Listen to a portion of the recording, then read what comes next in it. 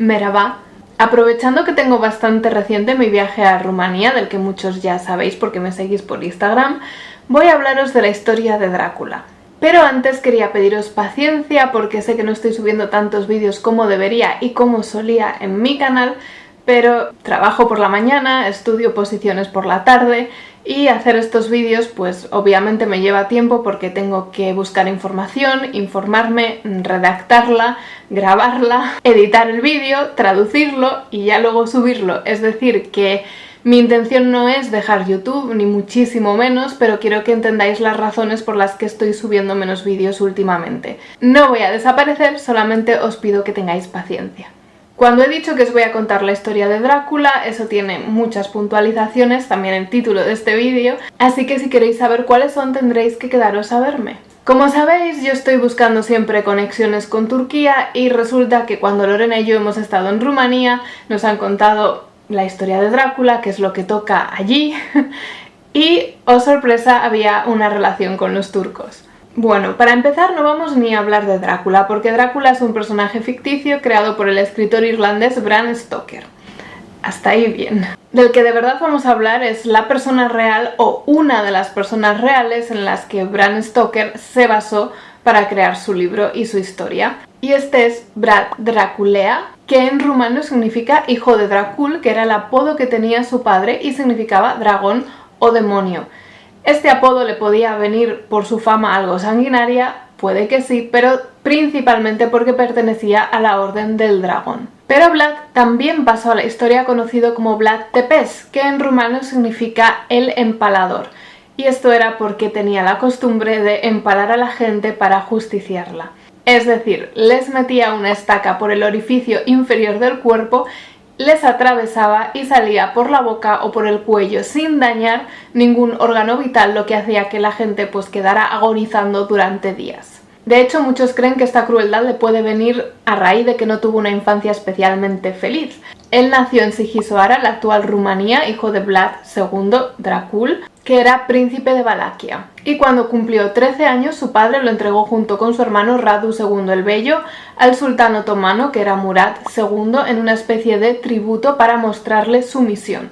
En realidad era habitual que los nobles cristianos de Hungría, Rumanía, Croacia y algunos territorios fronterizos entregaran a alguno de sus hijos para que fueran llevados a Estambul y se criaran allí.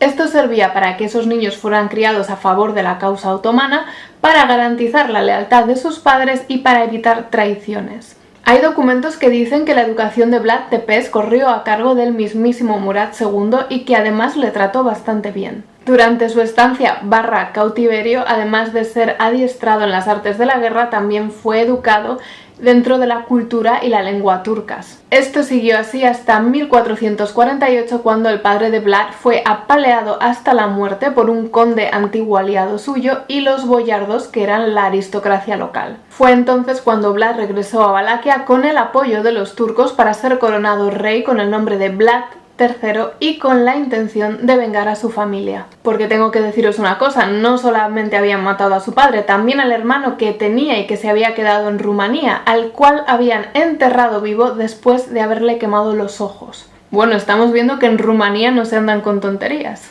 Bueno, digamos que Vlad durante su reinado no tuvo ningún tipo de problema a la hora de hacer justicia. Es más, su reino se convirtió en el reino más seguro de toda la zona porque los castigos que empleaba eran legendarios.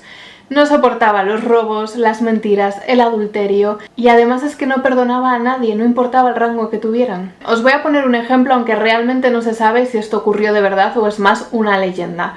Pero bueno, a él tampoco le gustaban los mendigos, los tullidos, los enfermos de su reino, entonces un día decidió invitarlos a todos a un banquete y cuando estuvieron totalmente saciados cerró las puertas de la habitación y les prendió fuego. Y como ya os he adelantado al principio, tenía la costumbre de crear bosques de empalados.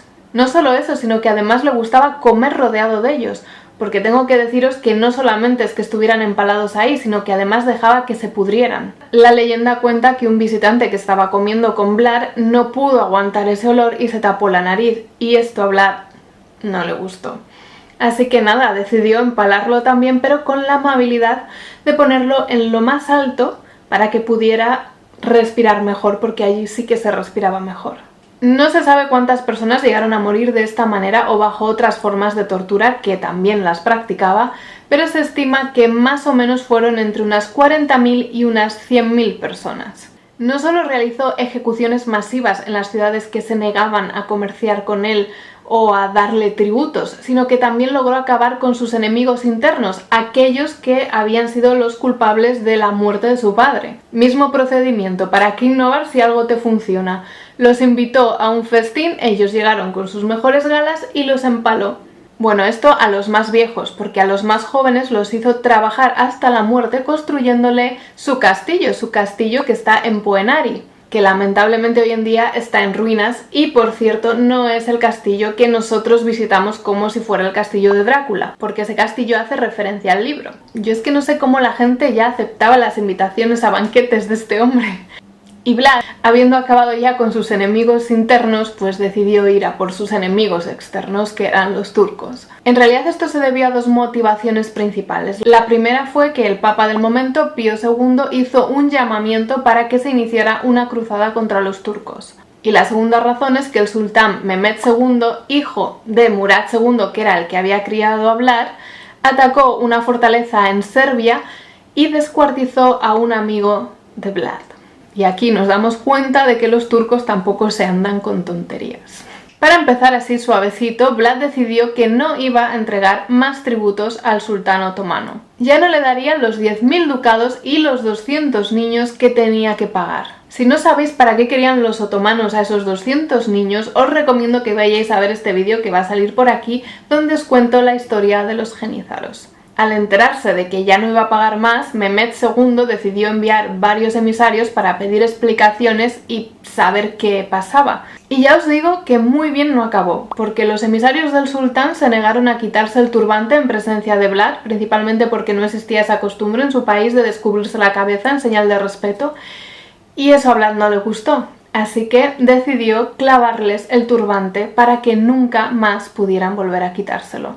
Y de esta manera Vlad siguió con su plan de liberar Valaquia del dominio otomano atacando las fortalezas otomanas que había por el Danubio. En algunas consiguió entrar por la fuerza, pero en otras entró disfrazado de turco, hablando turco, porque ya os he dicho que tuvo esa educación. A esta lucha se le unieron algunos aliados serbios, búlgaros y griegos, y de esta manera consiguió acabar con la vida de más o menos unos 24.000 turcos. Y esto lo sabemos porque mandaba cartas con el número detallado de enemigos que había matado en cada lugar. Bueno, no solo mandaba cartas, también mandaba orejas, narices y cabezas de turcos. Pero no es bueno enfadar a los turcos, como aprendería Vlad más tarde. Mehmed II lanzó una ofensiva contra Valaquia y por tener mayor número consiguió invadirla. Entonces la nobleza local, que se la tenía guardada ya a Vlad, aprovechó este momento de debilidad y pusieron en el trono al hermano de Vlad, a Radu el Bello, que también se había criado en la corte otomana. Por lo tanto, Vlad se vio obligado a huir a Hungría buscando apoyo, que por cierto no encontró porque allí fue encarcelado en una torre cerca de Buda, en la que permaneció 12 años. En 1474 Vlad fue liberado y volvió para recuperar el trono, derrocar a su hermano, que era títere de los otomanos, y comenzó de nuevo esta guerra que tenía él, que por cierto no duró mucho porque enseguida fue asesinado. Más concretamente, 2 años después, durante la invasión otomana, Vlad Tepes fue asesinado en combate por su propia guardia o, según otras versiones, por soldados boyardos que luchaban en su ejército. Bueno, fuera como fuera su muerte, lo que sí sabemos es que los turcos cogieron su cabeza, la desollaron, le arrancaron la cara, la pusieron en una estaca y se la llevaron a Estambul para que todo el mundo pudiera ver que Vlad Draculea había muerto. No sé cómo se os ha quedado el cuerpo después de esta historia, pero me gustaría terminarla diciendo que hoy en día, a pesar de toda la crueldad de Vlad Tepes, en Rumanía está considerado como un héroe, como un defensor del cristianismo frente a la invasión musulmana.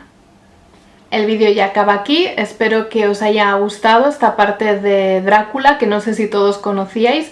Esta es la inspiración de Rumanía que traigo para vosotros. Como siempre, dejadme en los comentarios lo que queráis porque yo os leo. Y por favor, estad atentos y con paciencia para un siguiente vídeo porque aunque tarde, siempre voy a volver.